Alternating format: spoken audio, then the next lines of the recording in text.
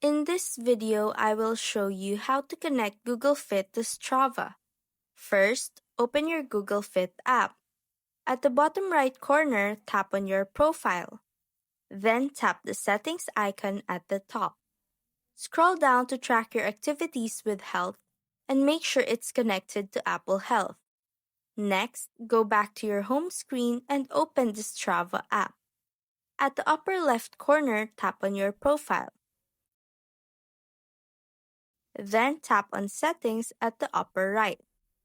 From there, go to Manage Apps and Devices. Tap the plus icon, then select Connect. Turn on all the switches and tap Allow to complete the setup. Finally, head back to the Apple Health app, go to your profile, scroll down, and tap on Apps.